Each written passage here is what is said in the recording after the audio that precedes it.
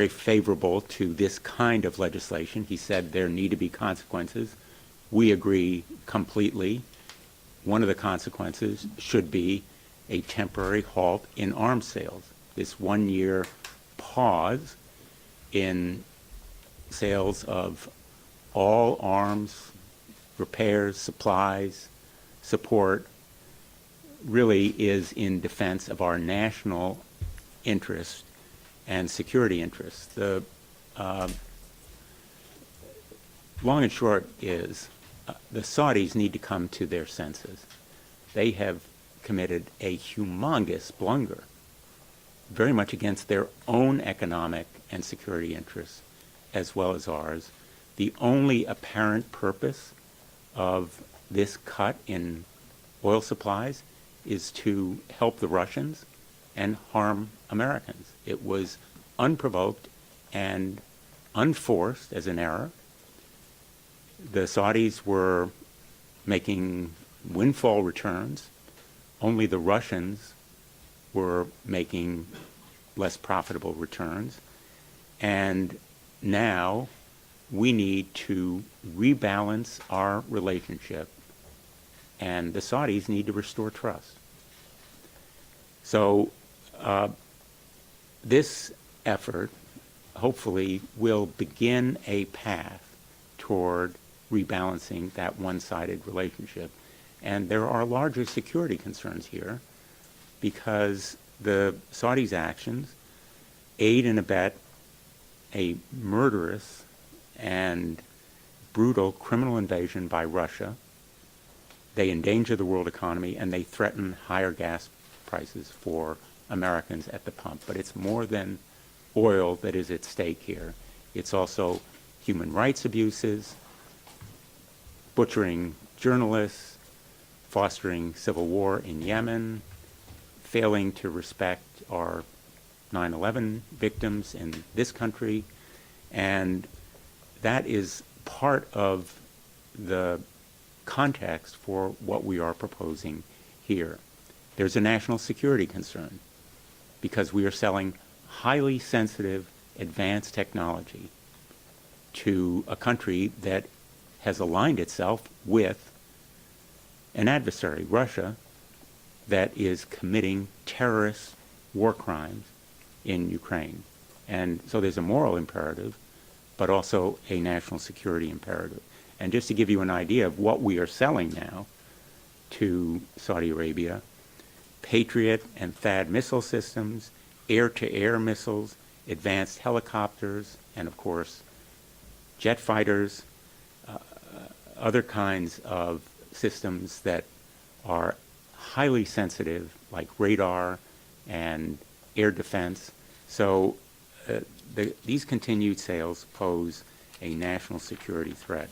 And I am very hopeful that the President will act immediately. He has the power to stop these sales, and he should exercise that power, in my view. But we hope that this legislation will provide an impetus for the Saudis to reconsider this action and reverse it. There's still time. The oil supply cuts don't take effect until November, and the Saudis can act in the meantime. If this halt in arms sales does take effect, the impact on American jobs is minimal. Most of these jobs are in Saudi Arabia. The effect on American companies is likewise going to be negligible because it represents only a fraction of their total revenue.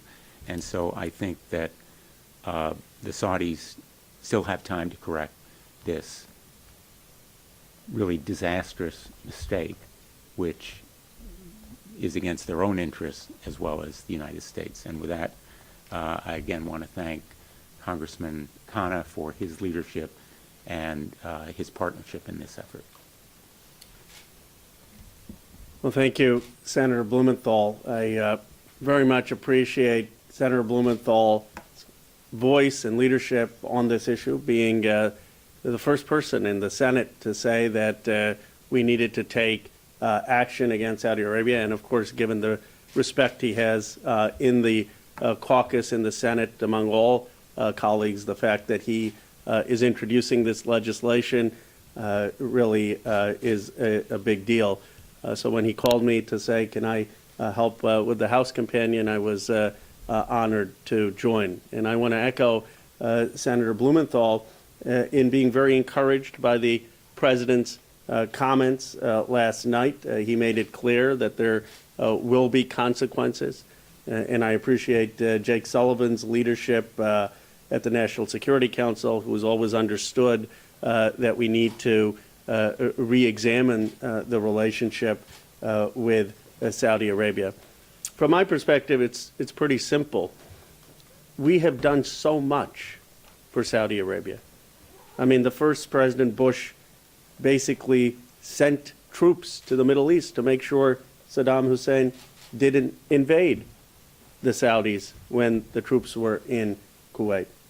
As Senator Blumenthal said, we provide so much, not just in weapons, but in defense cooperation, in joint defense initiatives to the Saudis. They get almost 73% of their arms from the United States. If it weren't for our technicians, their airplanes literally wouldn't fly. I mean, they have Pakistani and some others mechanics, but they're under American supervision. That's what makes their planes fly. We literally are responsible for their entire Air Force.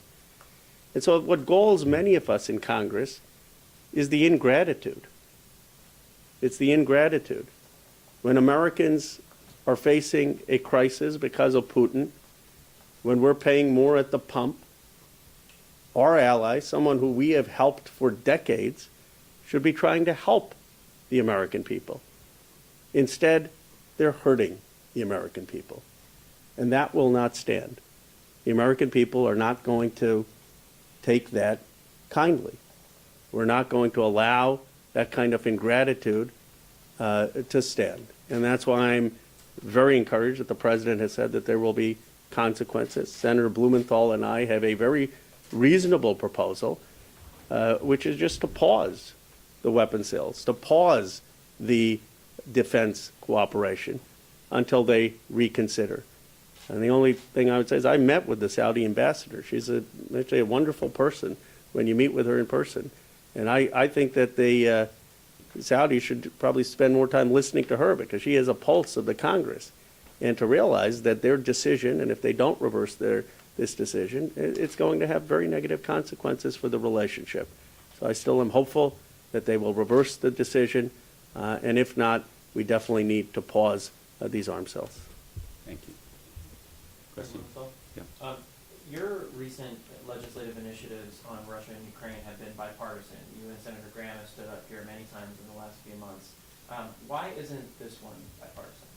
I think it's more a matter of time. We wanted to act immediately. I've reached out to Republican colleagues. They have been receptive, non-committal, but favorable in their remarks that there need to be consequences. And this proposal, as Congressman Khanna said so well, is reasonable and sensible, calibrated to keep the relationship and preserve the cooperation, but restore trust and rebalance it because it has been so one-sided. And I think many Republicans share that perspective. Yep. Senator, I have two questions. So do you think you'll be able to get 10 Republican senators on board? And then also, have you spoken to President Joe Biden about this? He didn't specifically mention any sort of solution last night in an interview with CNN, just consequences.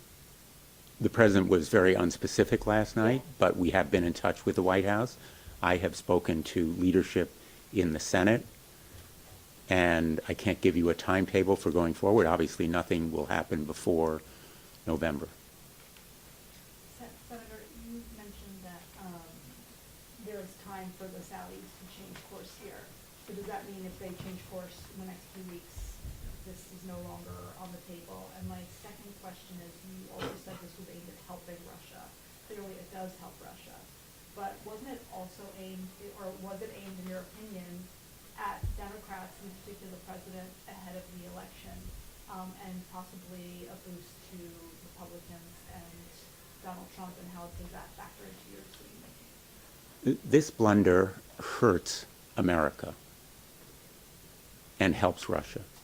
And Americans ought to be deeply offended by a supposed ally siding with a murderous butcher who is literally committing war crimes. I've been to those mass graves in Bucha.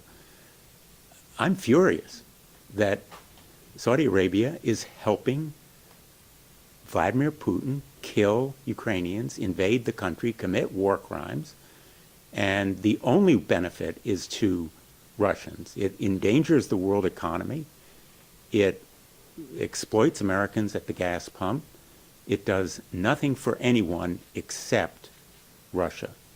And I view that effect, without speculating on motives, as the main reason for this step. But in the broader context of that one-sided relationship, there needs to be a rebalancing and a restoring of trust. Saudi Arabia has broken trust with America, and it needs to come to its senses. Senator, you mentioned that you approved of President Biden's comments last night. However, he's also taken some criticism for his handling of the relationship with Saudi Arabia, including going to Saudi Arabia earlier this year, and now OPEC Plus makes this decision. Do you think that he's handled the relationship properly during his term? Do I think what? Sorry? That President Biden has handled the relationship with the Saudis successfully while he's been president? You know, the president's trip to Saudi Arabia was about more than just oil. It was about human rights abuses and the civil war in Yemen and American interests generally. This blunder, a disastrous mistake by the Saudis, can still be corrected. And I'm hopeful that the president, in his actions, will prompt that kind of reconsideration and rebalancing by the Saudis. So I think that the president is certainly moving in the right direction by saying there will be consequences. The Saudis cannot pursue this kind of mistake without there being some consequences. Senator Menendez called for a halt on all, or a freeze on all security cooperation and arms sales. Do you agree that it should be all-encompassing or just halting the arms sales? Our focus is on arms sales. We're not talking about withdrawing troops. We're talking about repairs, components, parts, everything that goes into the arms that have been provided, and a halt, temporarily, a pause on arms sales. There are separate measures that deal with troops. They're worthy of consideration. I personally support the NOPEC bill. I've been a long-time advocate. In fact, I was telling one of my staff, I advocated the NOPEC bill before it was known as the NOPEC bill when I was Attorney General, and I wanted to sue the Middle Eastern nations that are part of this cartel. I said, why can't we sue them? And they said, they have immunity. And I said, Congress ought to reverse it. That was 15 years or so ago. So there are other measures that can be taken, but our focus is on arms sales. I'm curious about legislative vehicles to get this passed. When you folks come back after the elections, you have limited floor time, so are you potentially going to file this as an amendment to the NDAA, or are you looking for a floor vote there? And also, so under Trump, both chambers were very aggressive about using the Yemen War Powers Resolution. That's been introduced in this Congress, but no one's brought it up for a vote. So I'm curious why, no one here has pursued the War Powers Avenue when Biden's been in office, when up until April before the truce, which recently fell apart, you had a lot of the same issues in Yemen. I can't really comment. I mean, the war powers issue is a very broad and important one, but I don't see this measure as riding on that kind of vehicle. As for the NDAA, I think it is possible. As you know, Jack Reed went to the floor yesterday and began our consideration of the NDAA. I think it is questionable whether it would be part of the NDAA. I don't want to create expectations, But there are other vehicles, the omnibus, for example, that could provide a path forward. Senator, Congressman, I just want to get your guys' perspective on this. You guys both have talked about these consequences that Saudi Arabia could face. Would you be able to give some specifics? Because obviously, this decision from Saudi Arabia, along with OPEC, it definitely couldn't have come lightly. They had to have considered some of the consequences, correct? I'm yielding to him on the more difficult question. No, that's it. I was happy to have you to answer all of that. But let me just say on the war powers, because I had led that effort in the House, President Biden made a lot of progress on Yemen. That's why it hasn't been introduced. I mean, he stopped the refueling. There has been a truce there. Obviously, we need to make sure that the truce continues. But the facts on the ground are much different in Yemen. And this action that the Saudis are taking, which to overcome the truce, is problematic, and we're monitoring that. But that, as Senator Blumenthal said, is totally different than this bill. I believe the Saudis have consistently been miscalculating in the past couple of years, and it's probably because Trump candidly gave them carte blanche. I mean, a lot of the deals that were taking place over the previous administration gave them a sense of security. And what President Biden is trying to do is just return to the proper balance. And they may have been lulled into a false sense of complacency because of the previous administration. Yeah, I agree totally. And Congressman Khanna has been a leader on the war powers, and I have supported efforts in that regard, but it is a separate issue. And frankly, this relationship with Saudi Arabia is so fundamental and important, relating to Iran, relating to Israel, the complexity of these issues go way beyond just a single decision on oil, and the President is absolutely right to be considered and deliberate. We regard this legislation as sensible and reasonable. It's targeting a specific decision. The one-sided relationship has been documented. I commend all of you to some work done by the Yale School of Management, Jeff Sonnenfeld and his team there. We relied on that work and other industry experts and academics who have been very thoughtful on this issue. But this is a targeted, sensible, reasonable measure, which we hope the White House will support. But certainly the President has been commendable in his restraint and his consideration. Yep. Two questions. First, there was a similarly intentioned initiative in the House from Representative Malinowski. I know sort of different methodology, but that legislation includes both Saudi Arabia and the UAE. Why did you guys decide to focus only on Saudi Arabia and to not sort of loop the UAE in here? And then secondly, what sort of consequences do you anticipate this might have for the U.S.'s efforts to counter Iran and to protect our troops and allies in the region? I'm not sure I understand the second question. What sort of consequences or what sort of implications do you think cutting off these sales might have for the U.S.'s efforts to counter Iran in the Middle East? The answer to the second question is none. The answer to the first question is Saudi Arabia is clearly the driving force in this decision. It's the dominant power in OPEC plus. It has been for years, and so singling out Saudi Arabia makes the most sense. And in fact, arms sales have been going to Saudi Arabia in predominant amounts. So Saudi Arabia is the major driving force here in the decision to cut supply by 2 million barrels. I would just add that the fact that Senator Blumenthal is helping lead this, I mean, he's a reasonable, thoughtful person. It's not, I've been critical of the Yemen war, and he joined the resolution, but people could say, oh, okay, here's Khanna again, or Sanders.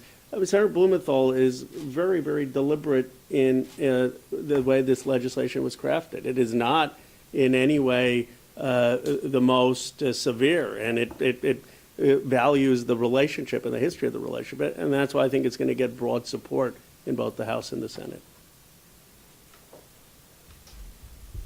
How significant are other allies like like sales from British companies? BAE is a huge supplier to Saudi Arabia, so to what extent do you need them to come along on this? British government. Good question. Obviously there are issues of interoperability, different weapon systems. The halt by America of its arms sales, I think, will have an effect that could be supplemented by decisions by other countries. Certainly they are impacted by the economic effects of these oil supply cuts. They will make their own decisions. Our allies like the UK and France may wish to join, but the effect of this action by the United States will be effective, we hope, in forcing the Saudis to reconsider and to rebalance this relationship. Thanks, everyone. Thank you.